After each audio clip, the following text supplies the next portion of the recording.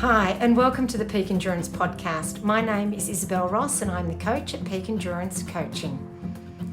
Episode 61 is an interview with Sean Bell. Sean is a runner for Run for Wishes and an ASICS Australia Sound Mind, Sound Body ambassador. He is a 22-year-old from Melbourne, Victoria, with an extraordinary passion for using his running to light up the lives of others. Sean believes his purpose is to inspire others to realise how precious life is, so that they spend more time with the people they love and chase their dreams now, because we are not promised tomorrow. Sean is planning a 14,000 kilometre run starting on Sunday, February 27, 2022, to raise money and awareness for Make-A-Wish Australia. Sean will become the youngest person to ever attempt to run around Australia. He expects to complete the run in approximately 8 to 9 months. That's a long time. Averaging 60 kilometres every day. Starting and finishing in Melbourne, Victoria, he will be running in an anti-clockwise direction around Australia. Do you have injuries or niggles ruining your enjoyment of running and hindering your performance? Running is meant to be an enjoyable, yes, even when you're doing speed work, which I've been doing a lot of lately, and stress-relieving activity. But it's not when it hurts for all the wrong reasons. Come in and see the specialists at Health and High Performance, where they can utilise the latest in technology and experience to help you achieve the results you want and are capable of. So, head to healthhp.com.au/run or find them on Instagram, Health High Performance. Rating, reviewing and sharing the podcast helps more people find it and grows the audience.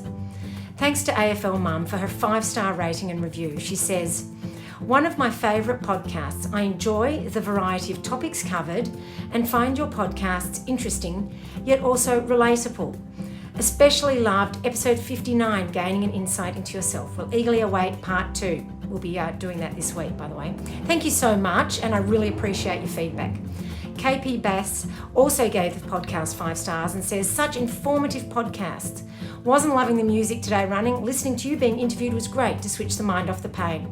I like your podcasts. They always give great tips, insights and inspire. Thank you." No, thank you. I'm glad it helped you get your mind off the pain. That's always a good thing. With so many restrictions in place, even if you're not in stage 4 like us in Victoria, it's more important than ever to have a structured plan to ensure you maximise your training. Races will eventually return, but there's also other challenges like Everesting, which we'll find out about soon. So email me, isabel@peakendurancecoaching.com.au to chat about a training plan. Have a great week of training and stay safe and well.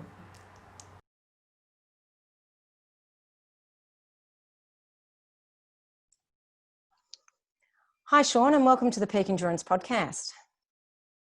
No problem, Isabel. Hi, how are you? Thanks for having me. Yeah, I'm good. The sun is shining, so that's pretty nice, isn't it? Yeah, it's a gorgeous day today.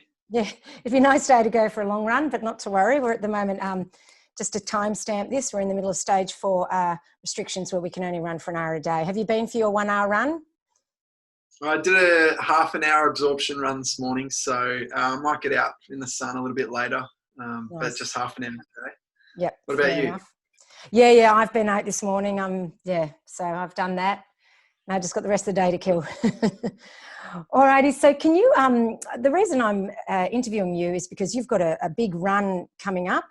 Obviously not soon, but it's a pretty big deal. So I thought we'd talk about it. Can you just, first of all, tell the listeners a bit about yourself, your running background, that sort of thing?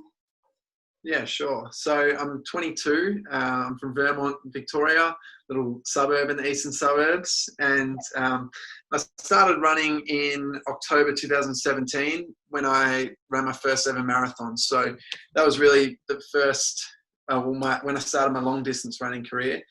Because prior to that, I just played football for the Vermont Eagles. But then I ran the Melbourne Marathon and just became hooked. And I got the bug like a lot of people do and became obsessed with that. And then it ventured into ultra marathons. So 2018, I ran in the Great Ocean Road Ultra Marathon, the 60K from Lawn to Apollo Bay, Yep. Which was good fun. And then from there, Was that your first ultra? First ultra, yeah. Yep. So on the road, the 60K there. And then after that, my next ultra I did, official ultra, was in Bali in 2019. I ran the Bali Hope Ultra Marathon. So from Lavina, the top of Bali, to Canggu, the Yep. bottom of Bali. It's an 84K run. So I ran that one in 2019, but most of my running is more consecutive, more back-to-back marathons. So in 2019, I also ran 50 marathons in 50 days in honor of my teammate who passed away playing football. So that was really what I think made me fall in love with running, because I quickly connected my love for running to my love for my teammate and was able to draw greater inspiration, and that helped me push through that pain barrier that we feel as ultra runners, and being able to do some really amazing things and bring people together in his honour and community sense, which has been really special. Yeah, that's awesome. It's always really important in those dark moments during a long race or event to have a really good why. So that's obviously been your really good purpose for your running. It's unusual for someone as young as yourself to be doing ultra running. Normally, younger people tend to stick to the shorter, faster distances. Why do you think that you have such a draw to the longer distances? That's a great question. I think for me, I've always, well, I've never been the fastest person, and even playing football, like I always laugh and say to my mates say to me, when are you going to come back, stop running and have a kick again? And I always say to them, we'll play again maybe when we're 40 and we're running around the vets. You guys all have big guts and I'm the only bloke running around. Because I joke and I say, look, I'll be as fast as you guys then, because I have always been, while I could get the ball, I would often be run down holding the ball as a slower person, but I'd get to the end of the game and feel like I could play another game. And I hated it because I'd feel like I'm going as hard as I can during the game, but I still had more in me. So I think naturally I've got a level of endurance, and I just felt like there was more to do. After my first marathon, I wanted to explore ultra, and then just fell in love with it from there. Oh, that's brilliant. And it's good that you found something that really suits you. So you don't play football at all anymore?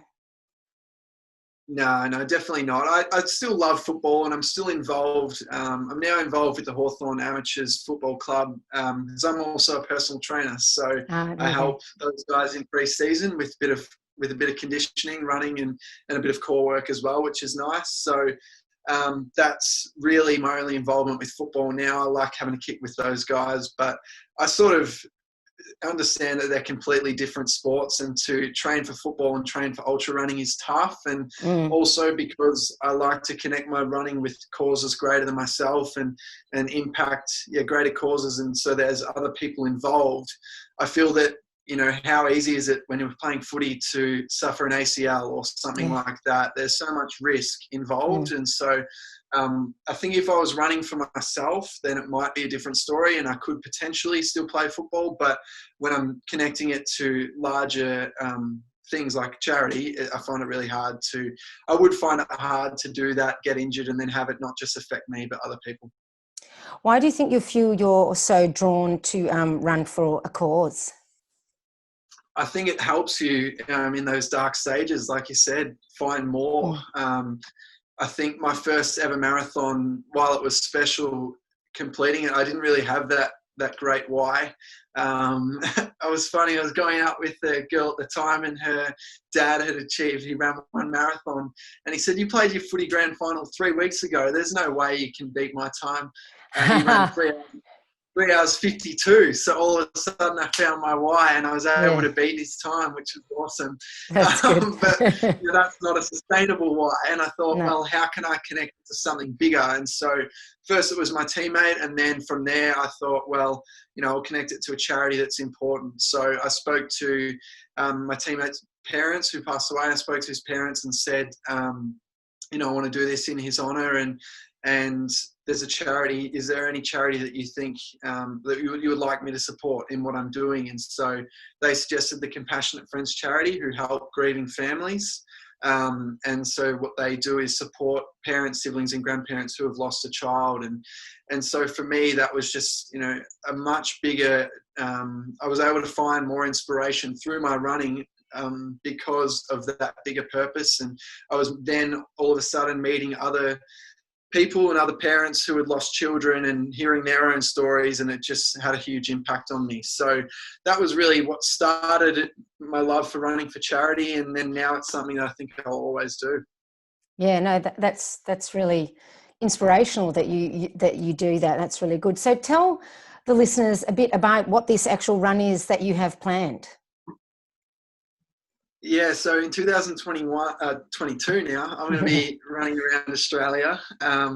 So I'm hoping a 14,000 kilometre journey. So we've put so much work into it at this point, all the logistics, and it's just been so much work, the risk management and event planning and day by day mapping out the route and all of that. So it's been good fun, and I just can't wait to get out there. So back in 2017, as I said, when I ran that first marathon, after that, and I decided to connect it to my teammate and a bigger purpose, I actually came up with the goal even back then, December 2017, to run around Australia in 2021. So I've had my sights set on this for a while, which is why in 2019 I took on the 50 marathons in 50 days and have done other back-to-back events to prepare for it, as well as get people involved and things like that. So it's been a big focus of mine, and a slight change now with Corona that it's 2022, but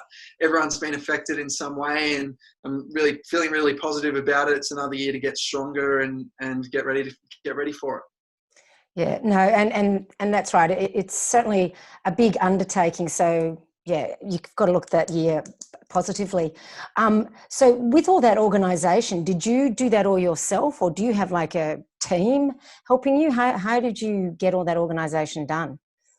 Well, I was very fortunate, to be honest. I've done the majority of the work by myself, but when the first lockdown hit, some of my close friends said to me, their work, they didn't have any work anymore, and they were just sitting around playing PlayStation, didn't know what to do with their time. And they said, can I give you a hand? So all of a sudden it went from myself doing it to 4 of us, me and 3 other mates. And the amount of work that we did through April and May was extraordinary. I think we got the whole route done then, the risk management, all of that. And it was just, amazing to have so many people around me. So no, I'm very fortunate that I've got some good mates that are willing to help out with the logistics as well. Oh, that's really good. So when you say, so do you have to get like permission from different states and areas and all that sort of stuff?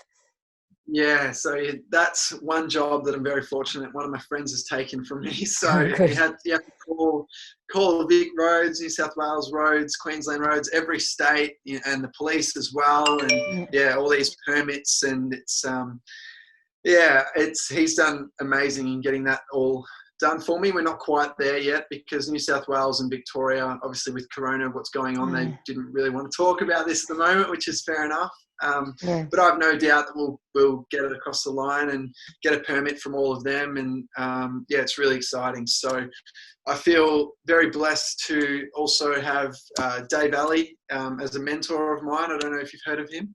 I've heard the name. Yeah, he's done something similar, hasn't he? Yeah, he ran around Australia in 2015. And so I reached out to him early 2018 after I came up with this goal as just a 19-year-old kid. And he was probably thinking on the other end of the phone, what the hell? Like, do you know what you're in for? Yeah. I've been able to meet Dave a couple of times. He lives in northern New South Wales, but like just an amazing guy that often jumps on a Zoom call with me if I have any questions about the run. It's another person that I can talk to who has that personal experience as well. Yeah, that would be a big help, having the personal experience.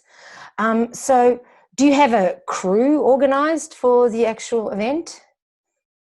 Yeah, so we're going to have a crew, at least myself and one of my best mates is with me the whole time. And we'll most likely have 3 people, so him and 2 other volunteers. So he's there the whole time because he'll be sort of like coordinating the trip, and then 2 other people to come in. They'll probably do, different cities, 3-week blocks. Let's say someone will do, 2 people will do Sydney to Brisbane, then Brisbane to Townsville, swap over again, Townsville to Darwin, and so on. So we we're really excited to do trial runs, which we were going to do at the end of this year or now, if lockdown hadn't happened, to try it out and see, because Dave Alley had himself and 5 other people, which was pretty insane, the support crew. But his was also a record attempt, so he ended up breaking the record, beat Pat Farmer's record, and averaged 79 Ks a day around Australia for about 5.5 months it took. So amazing. But he said that's why they had such an elite support crew, that those 5 people were the same 5 people the whole time. So they pretty much took half the year off work to come and support him. It was a huge undertaking. So for me, we're not going for a record attempt. I think I didn't really want to do that anyway. I think it can take away the messaging from the charity, but also it's just really hard to get that many people involved in your project. So very grateful to have Maxi, one of my best mates, with me for most of the time, and then for all the time, and then we'll have volunteers as well. Yeah, I mean, I'm sure it'd be good for him to have someone sometimes help him out, because from what I understand, being a crew is quite tiring too. Yeah, definitely. No, I'm sure it is. I haven't had the chance to help support Maxi and crew him yet. So he's just getting started with his ultra running journey. So I'm sure we'll return the favour one day. Yeah, I'm sure. So how many, Dave did 79 kilometres a day. How many kilometres a day are you planning on average? I mean, I'm sure certain days will differ, but what's the sort of average plan? Yeah, so I want to do about 60 Ks a day. So, 60 which is still a decent amount.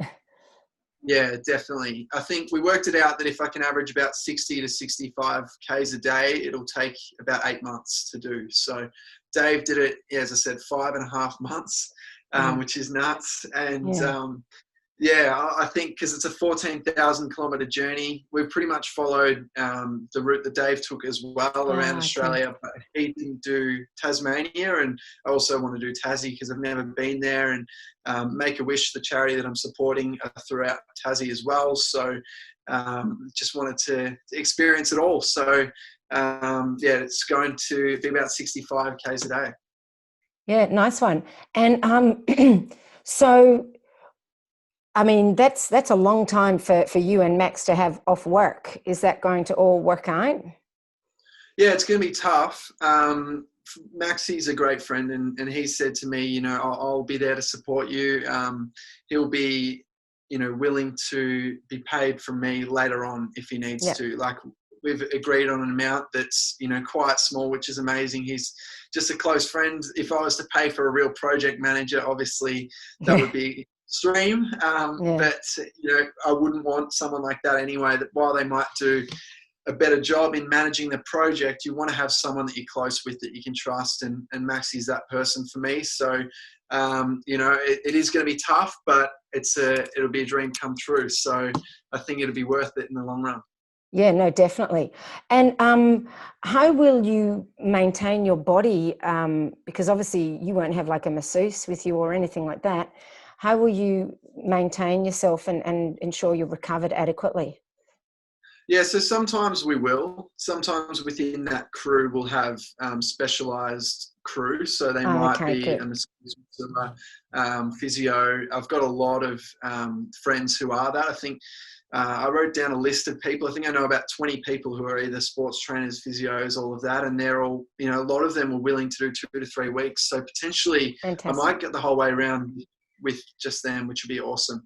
But outside of that, I've also got connections with, the recovery boots companies that have been talking to me and keen to get me in their boots. And, that'll still be beneficial recovery for me. And I just think, honestly, the biggest thing is rest and eat right. Yeah. And, I felt it through the 50 marathons. While I was fortunate to get treatment, I wasn't getting treatment every day. It might have been once a week or a couple of days a week, a light massage, something like that. So it's just fueling your body, making sure you're eating enough, obviously putting out so many calories, so putting it back into your body and sleeping plenty. And while I know this is going to be a much bigger task than those 50 marathons, it was still a great insight to, a similar journey. Yeah, no, it is almost like a bit of a practice run in a way. You talked about eating right. What will your nutrition look like? So mostly I'll just be, whole foods. I'll just be smashing down, Yeah, a lot of veggies, a lot of pasta, and things like that. And the good thing is a lot of that stuff isn't expensive. So on a tighter budget, we'll be able to still get around Australia and do that. But yeah, lots of just looking at macros, and I'll have a nutritionist to help support me. So that'll be good. are you vegetarian? I'm pescatarian. Yeah, I eat salmon, Yeah, but that's it. I don't eat any other meats. So yeah. through the 50 marathons in 50 days, I was fully vegetarian. And often I do that. I actually went vegetarian at the end of 2017. I've slowly introduced fish again. But that was when I got into my marathon running, because I just found that I could back up my running a lot easier. I don't know why, maybe meat's just a bit heavier. So I just found Yeah. that it was quite easy for me to back it up, and it just seemed to be what worked for me. So yeah, that's what I do with nutrition. Yeah, no, that sounds like good clean food is a really good idea. What about whilst you're running? What will you eat then? Yeah, so whilst I'm running, it's just things like Cliff Bars and bananas and standard ultra running Yeah, food.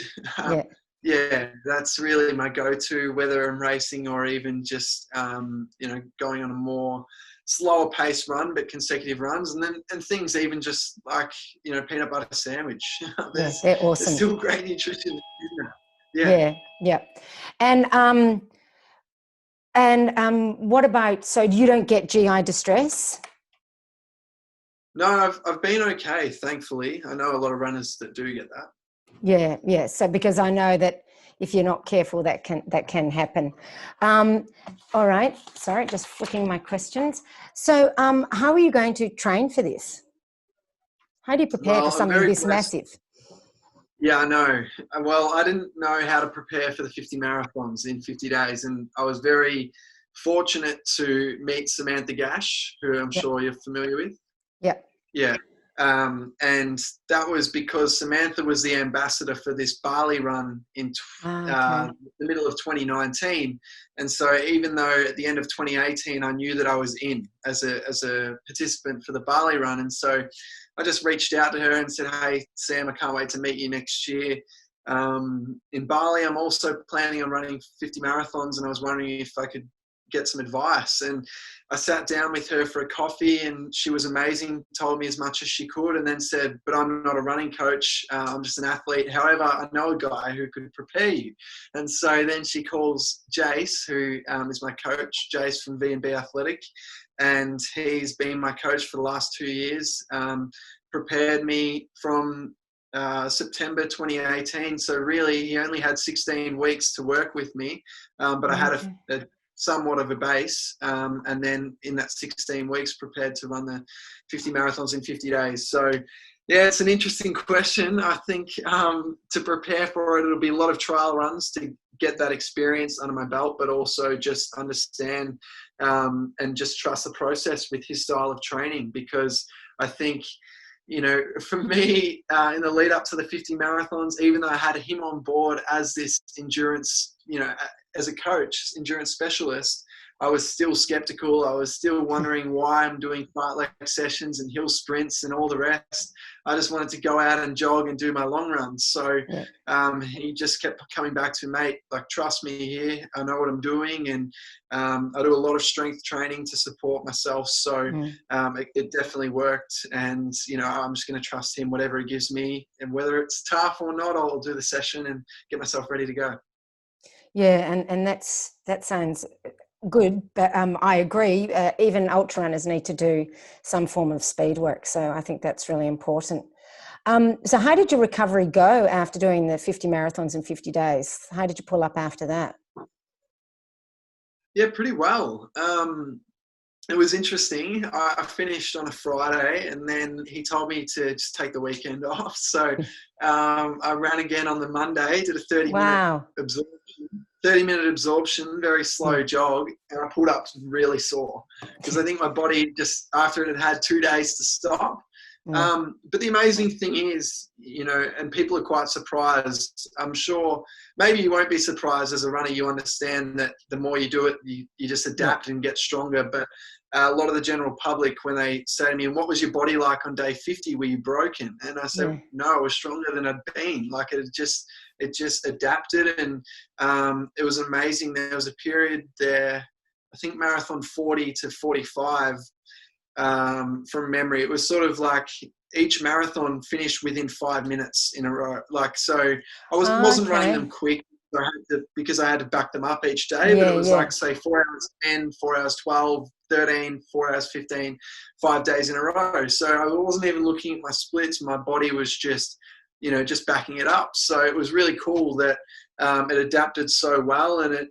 just took on what I was doing. So at the same time, I was very fortunate. You know, I wasn't working for those 50 days just so I could prepare and fuel myself and recover at the end. So, you know, I made that decision to not work. Where did you do the marathons? They were all over the place. So a lot out my way in Vermont, but then in like the city, in Geelong and Rosebud, a bit of everywhere.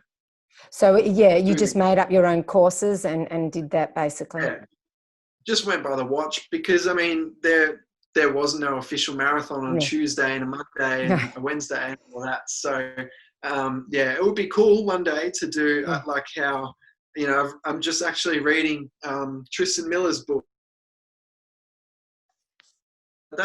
Sorry, you just cut out for a second.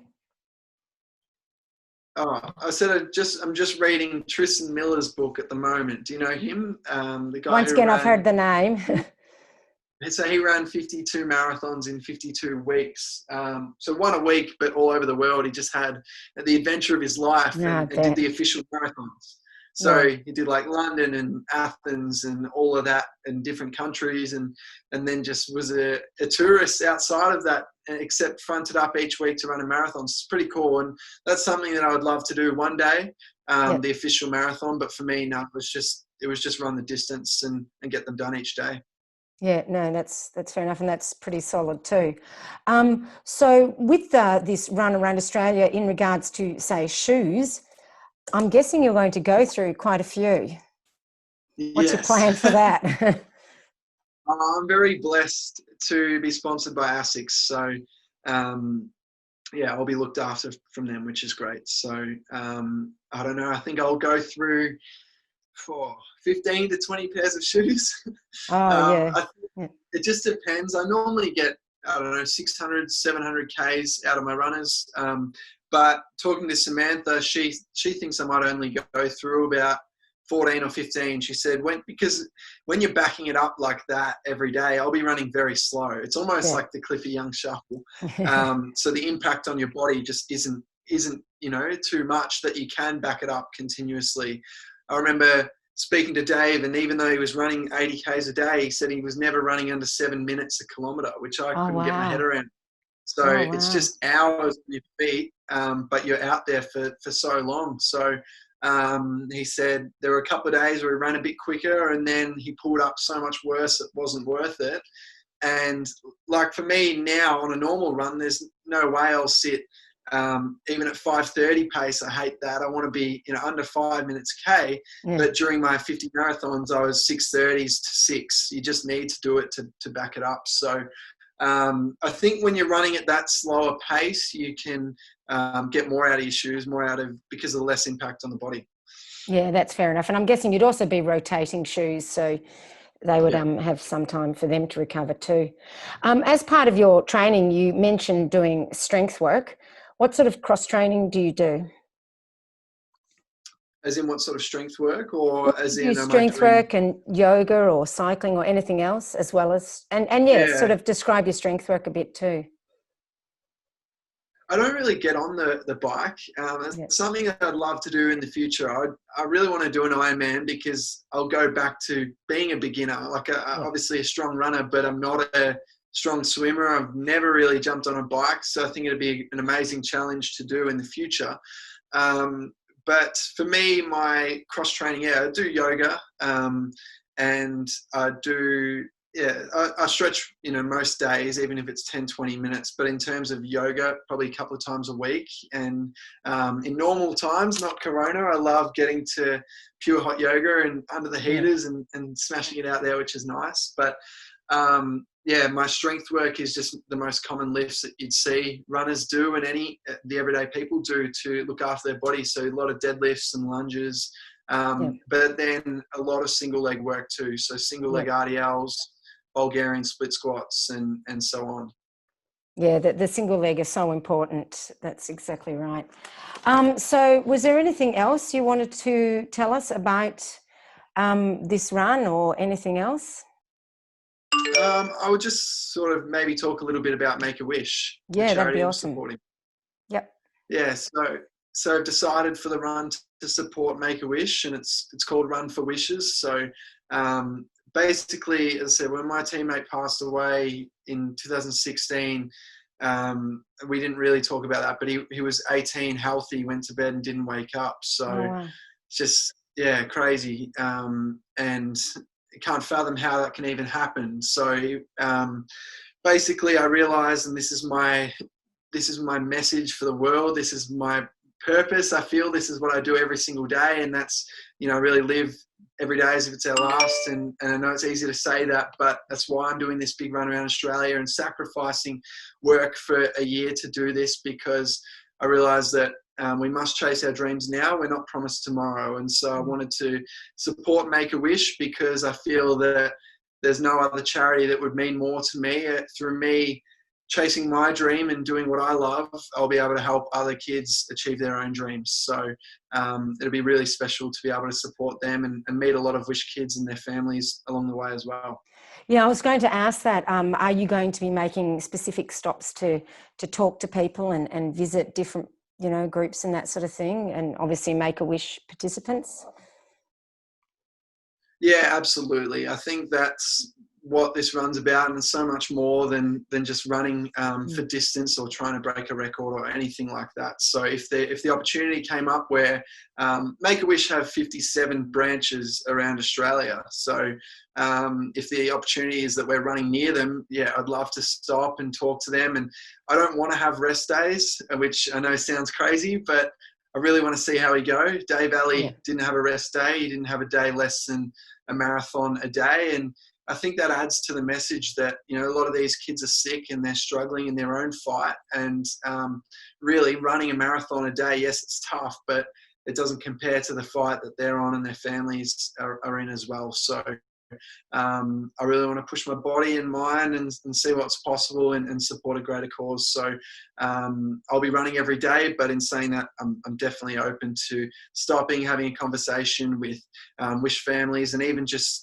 general communities. I want it to be an opportunity that brings people together, which was one of the big reasons why I pushed the run back to 2022, because just the thought that we couldn't bring people out together in the community with what's going on in the world now, it scared me. And, I had some friends say, well, that contradicts what you're saying. Your message is chase your dreams now and not promise tomorrow. Yeah. You're pushing it back to 2022.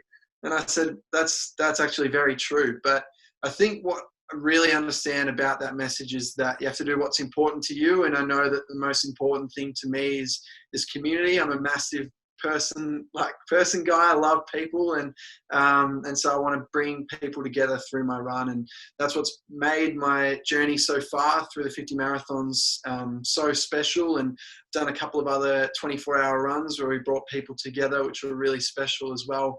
And so I thought that's what this run's about. And I'm not going to start until we can at least get people together. Yeah, and then it's more guaranteed as well. Can people join you on any of the legs? Yeah, definitely. That's something we're still working through with all of the authorities, like the road traffic authorities, Vic Roads and New South Wales roads. They all have their own rules. It's funny, actually. South Australia and WA are like, just run on the side of the road. Make sure you run towards the traffic so they can see you, and you're in high vis. And they didn't really care other than that. Whereas, Victoria and New South Wales, they're like a lot of strict rules, which is fair enough, completely understand. But, you know, you have to have the vehicle trailing you behind you with the big sign that says runner ahead and flashing lights and all of that. So different states have different rules. But I'm sure in general, people can run with. And if not, if they can't run by my side on the side of the road, we'll do things like, as we're coming up into towns, you know, maybe I'll run 5Ks less that day to then run a 5K community run with, or 5Ks as a run with the community. So, yeah, as I said, it's all about bringing people together, and we'll find a way to make it so people can run by my side. Yeah, it would be cool. Yeah, no, that would be really good fun. And I'm sure it'd be a bit of a pep up for you too, to have someone with you and not just on your own. Yeah, no, it definitely helps. You know, I'm still now practicing running by myself, because a lot of the events that I've done, I've been blessed. Even every day through the 50 days, I had runners by my side. So, you know, we're still going to have that opportunity, even if it's Max and a couple of other support crew, because 2 people could be in the car and one by my side. So there's still going to be the option for support, but I also understand that there won't be that at times, and I need to be able to do it by myself. And yeah, so I do also like that time to myself as well, and think it's really important. Yeah, yep. No, I agree. And I think that's half of the attraction of ultra running is all that time on your own too, to be honest, in this crazy world. Yeah, definitely. Yeah, and do you have like a camper van or something? How are you going to sleep at night? Yeah, we're sorting through that. It's actually, we had a caravan and a Land Cruiser. One of my good friends who's a philanthropist, he said he would be able to support with that. But then when I pushed the run back to 2022, he said they had to sell it because it was taking up a lot of room in their area. So we'll figure it out. We've got time, and I'm really confident that we'll be able to get sponsors for this event. You know, whether it's Jayco or another caravan company, there'll be someone that supports, and yeah, really, really grateful for their help. And he said, you know, he'll still be able to support in some way with his philanthropic contributions. So, you know, grateful for him. And while it didn't work out with him, we'll figure it out. Yeah, yeah, and maybe, you know, doing things like podcasts and those sorts of things puts the word out, and someone who knows someone will maybe be able to help. Yeah, exactly. No, I appreciate you letting me Yeah, jump no, on. it's just good to get your message out. And I've just had a blank. So until then, what will your focus in running be? Because that's still a long time. Are you hoping to do more racing next year, or because clearly not much this year? But yeah. No. Yeah, so this period at the moment, a bit tricky. Obviously, the weekend run, we can't get our long runs, so I'm doing more tempo work, much more higher intensity. It's more just a maintenance phase at the moment. And yeah, through next year, I want to, when the world opens up again, or Victoria opens up a bit more, I want to be able to have a trial run or do a few. So that's really my focus next year. Other than that, I don't have any other events planned. But when I say trial runs, I mean like go away with a crew for anywhere from 4 to 7 days to run that 65 Ks per day and practice the situation, so that it's not just me practicing, but also my crew. We work out what works. We work out, you know, is it going to be possible with just me, Max, and then 2 volunteers, or do we actually need more people like Dave Alley had?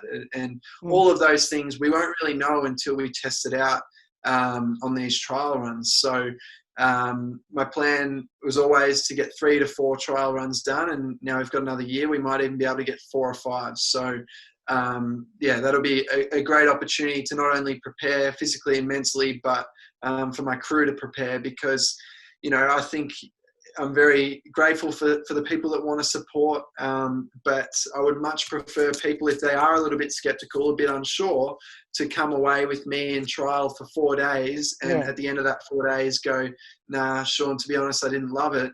And I say, you know what, thanks so much for trying anyway, we'll find someone else. Then they commit to the real project, and then they quit and we're a person down. So, you know, that we don't want that. And so if I can give people the opportunity, different crews other than me and Max, to experience that through a trial run, then that's really what we want to do. That sounds like a great idea. So what is your do you have like a fundraising goal? Yeah, definitely. Look, to be honest, it might sound crazy, but we want to fundraise $500,000. Make a Wish No, is a that sounds huge good. charity, Yeah. and yeah, and I really believe that if you get the right corporate organisations on board, so many of them, like I've done a lot of research, and Coles and other companies like that, not only do they support the project, but they often will match the donations. So let's say through the run, through the generous public, we were able to raise 200 grand. Someone like Coles could give another 200 grand, making it 400. So there's companies that do that. And, I think it's just talking to different companies, getting them excited about the concept, and as well as, inspiring people to donate as well. Well, I think it's good to aim high, that's the way to Yeah, go. exactly. So what do your friends and family who aren't necessarily as into running, what do they think of all this running that you do? Well, my mum, she's sort of come to terms with it. She's not a runner. She ran 1.5 marathon once. She actually used to say she was a runner until I started doing all this stuff, and then she says, "Oh, maybe I wasn't a runner now." So, don't say that. But no, I think they've sort of come to terms with it now, because they've realised, what it means to me and how serious I am about it. And after I ran my first 24-hour run in July last year, and then I did another one just in May, in between the lockdowns. So when we were able to again, I did another one in May, so only 9 months apart. But and after that one, she's like, "All right, you've done 2 of these now. I want you to stop doing that. No more 24-hour runs." And I said, "Okay, Mum, all right, maybe 48 hours next." So I bet she loved that.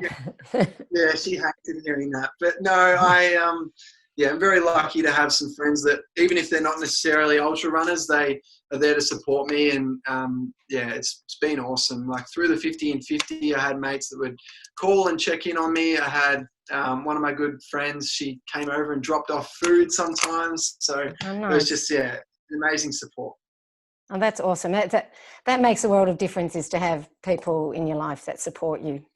All right. Well, thank you so much for your time. What I'll do is, in the show notes, I'll put links to your website, and through that people can donate, can they, on your website? Yeah. I'll send you the link for the Run for Wishes website. And Yep. Did you want to just tell it to people, because you've got your own website as well? Yeah, I mean, my own website's just a bit of a background on me, Okay. and it's also more for my personal business in speaking in schools and things like that. So the Run for Wishes website is runforwishes.com.au, or SeanBellRunForWishes.com. So you can find that in 2 ways, and that's how we're going to be doing some fundraising, but we'll also have tap and go machines from Make-A-Wish for the public, so they can tap their card and all sorts of things. And I'm really confident that we can hit this fundraising goal, which is awesome. Yeah, well, we really hope you do. And I know it seems a long time away, but hopefully, fingers crossed, time flies, and before we know it, it'll be 2022. So we'll have to catch up again, maybe even during your run, just to see how you're going, and then certainly at the end. Yeah, that sounds awesome, Isobel. Cool. All right. Well, thanks so much. I appreciate your time. Thanks so much for having me. Bye.